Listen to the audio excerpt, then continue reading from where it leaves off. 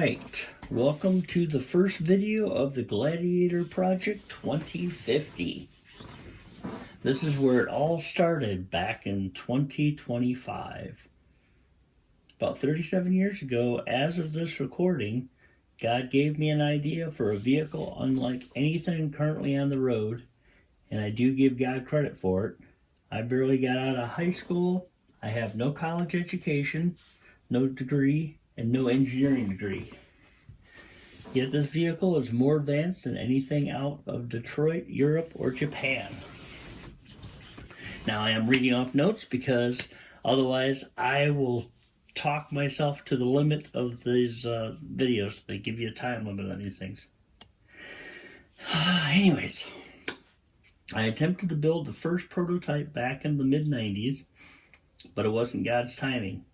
And the farm I had it stored at was raided by zoning agents, and everything non-agricultural related had to be removed within 7 days. So the guys at the farm scrapped my first prototype without my knowledge or my consent. So unfortunately life continued. I don't know why I didn't jump right back into it again, but I think I was pretty upset over losing the first prototype. It was only it wasn't much. It was basically a rolling chassis with the engine and transmission attached, but I didn't have a body on it yet. But still, I was pretty devastated. So I don't know what happened, but life went on, and several decades passed. Well, not several, about 2 decades passed, and got to thinking about it. It's like, yeah, I remember that project, and I just kind of sat down and got a pen and paper and a sketch pad and started sketching out the project. And of course, I had to do the dimensions of the components. And you know what? It came out the same way as the original prototype did. And I was like, wow. So I got the idea to build another one. But this time I thought, well, let's do this in small scale. So I did a quarter scale model of it. So it was basically 5 feet long, 2 feet tall, and 2 feet wide, mounted on a table. It weighed about probably 200 pounds. Well, it was all built out of steel. So I was pretty proud of myself, patting myself on the back and everything. And but again, wasn't God's timing, because soon after I had that assembled and was kind of sitting on my haunches there, basically God kind of showed me it wasn't advanced enough. There's more, and He gave me ideas, and I actually had to hurry up and write down and take notes, because I was afraid I was going to forget the details. So I did. I wrote everything down, and then I got out my measuring tools and my sketch pad again and started sketching it out. And I was like, I actually got emotional. I don't know how many automotive enthusiasts we have watching, past, present, future, to this video. But some of you know what I'm talking about, because if you've been around an engineering masterpiece, or you built something yourself and it came together correctly, you get emotional. You get, I don't know, it's hard to explain how it makes you feel. I mean, I know it's in no comparison, but when a mother gives birth to a baby, and she's produced life, and that emotional, guys, we don't have that capacity. So I guess what we do is we build. So when we build something and we put life into it, so to speak, we get emotional as well. So, but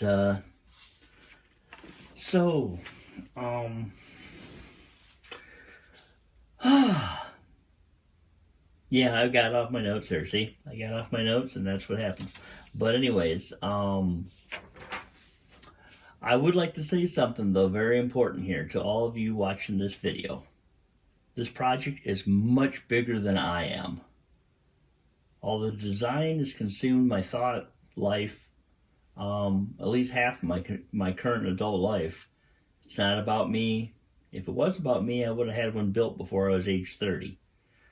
But for that reason, I've chosen to play a supporting role only in the development of this vehicle. It's not necessary to know who I am. In fact, I probably would hinder the development of this vehicle. So for that reason, and the fact that some members of corporate America may not be ready for the next step in the automotive development, and may not accept that they didn't think of it first, they may attempt to stop the project or harm me. So that's one of the reasons why I'm just going to be a supporting role. But that being said, anyone can build a project vehicle for themselves, as long as you're within the guidance of your state and federal vehicle safety codes, which you can get the book. I mean, it's not rocket science. As long as you got the lights where they're supposed to be, all the safety equipment.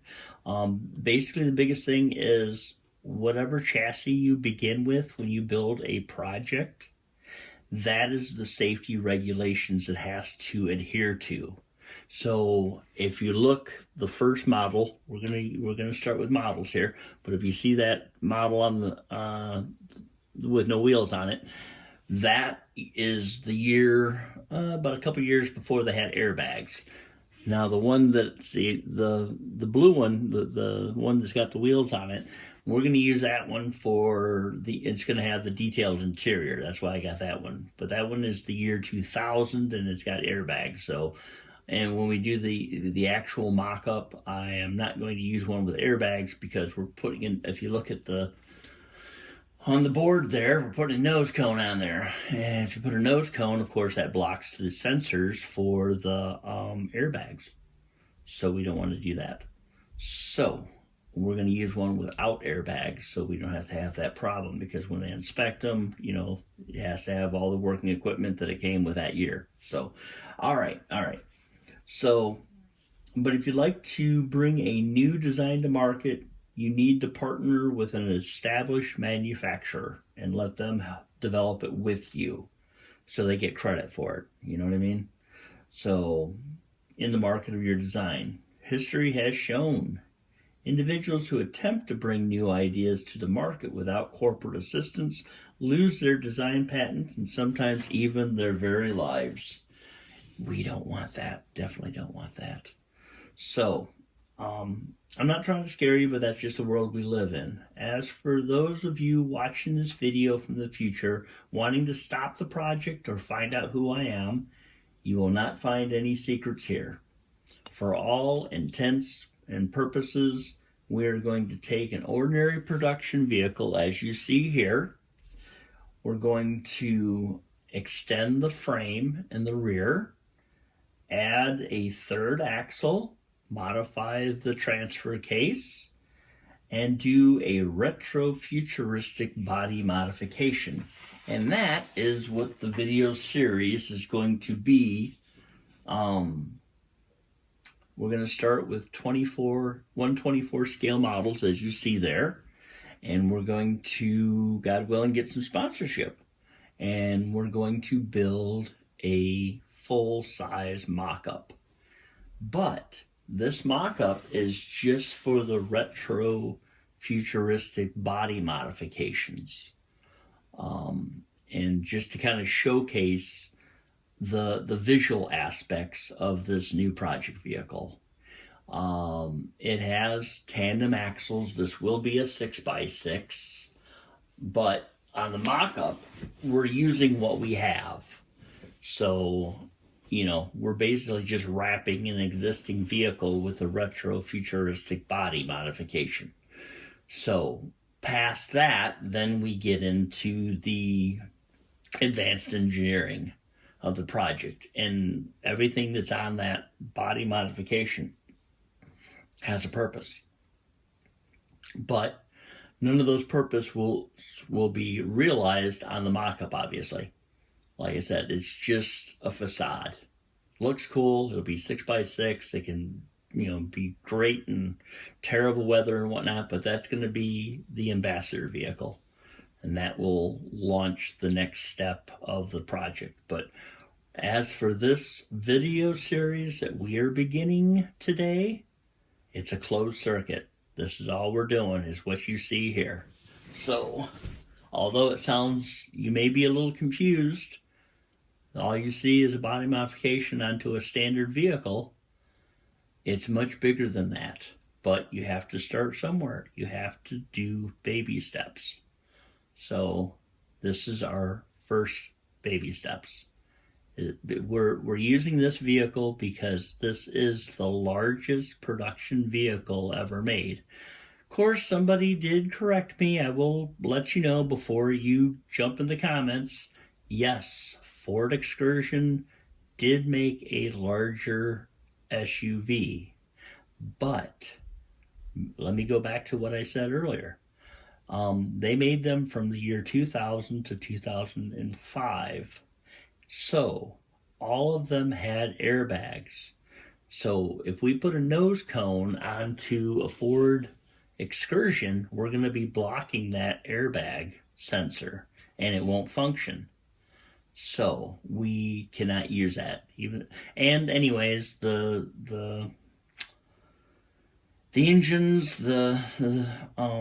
those Fords had, they did have a problem with the head. Something that I read that the spark plugs can shoot out of them, which is not cool. So when we get the full size version of this SUV that we're using right now, I do want to get the 454 engine, the big engine, because we need to be able to power a 6x6. So the 350 just ain't going to cut it. So, all right, well, I'm just going to go ahead and leave it at that. That's just what I wanted to kind of do an introduction video. I know you're disappointed that all you're looking at is a table with a couple of models on it, but we're going to be actually doing some work on the models there. If you look closely there, you can see that's actually the rear bumper that's sitting in front of the older SUV, let's say. I have removed the insignias off these model cars, and we're doing our best not to mention them, because the fact that we're not enhancing these vehicles. It's not like, you're making a monster truck out of it and then it makes the name brand better. No, basically we're kind of converting this into a completely different vehicle. I mean, you'll still be able to know that it's this, but I'm not pretending that it's not. You know what I mean? We're just using it so that we have a big interior vehicle that can handle another axle and the extended rear end. I will go into a little explanation here right now. If you're look at that picture that's up on the board there. That blue box there that you see is actually an air tunnel. If you look up on YouTube, Star Car. It was from a movie called The Last Starfighter. And yes, I did meet Gene Winfield at his shop in Canoga Park, California, many decades ago. He has since passed on, but he made a car called the Star Car. And I'll show pictures later, and later videos we'll discuss some of his work. But I think it was trying to remember the guy's name. But the guy that designed it, he died in, I think, 2000, and then Gene Winfield, he died in 2025 now, so I guess 2023 or 24 is when he just died at age 97, I believe. And he was working all the way up until he died. He was doing classes on his big thing was doing what do you call them? They call them old school lead sleds. They were, basically cars from the 50s. He would chop the top, and he would teach how to do that. So that was kind of his big thing. He's very famous. Look him up. He was very famous. Unfortunately, the people that were around him when he was in his later years, some people tried to take advantage of him, and that wasn't good. But anyways, so I've met a few car designers, whatnot, back when I was a lot younger. But so that is called an air tunnel, and what we're doing to the rear is we're gonna leave the SUV body intact. All we're gonna do is remove the rear door, and we're gonna make it a hatchback. So it's basically gonna have the same size interior, but a little bit bigger. And what I am calling this vehicle is a touring sedan. So basically this vehicle is designed to go long distances in all kinds of weather. Highway, dry, snow, rain, whatever, mud. But like I said, this is just a mock-up. So we're making this vehicle look like a vehicle from the year 2050 with just a nose cone and the tail enhancements. But on the actual vehicle, which some of you know what I'm talking about, because like I said, we're in your past, so you've already seen the vehicle developed. This rear end is very significant part of the project vehicle. In other words, it is so important that it's going to shake up the automotive industry to the core. It will be, try not to say too much, but all I will say is it will give the end user more choices in the vehicle that they drive. That's probably all I should say. So, if, like I said, like they used to say in my day here, if you know, you know. So, all right, we'll go ahead and end this video on that. But like and subscribe, even though we're not really trying to get millions of likes and subscriptions and whatnot. Subscriptions just so that you know when I put another video out. Likes, that's okay. That's fine. What we're really looking for is sponsorship. Right now, back in 2025, we're looking for sponsorship. The purpose of this vehicle, of this project, is we're going to build up those two 124 scale models so that sponsors can understand what the project is, and so we can build the full size model, or the full size mock-up. So that's what we're doing here. We're going to start with the models, then build the full-size model. So that's the, like I said, closed circuit of this video series is to gain sponsorship. So we'll go ahead and end it with that.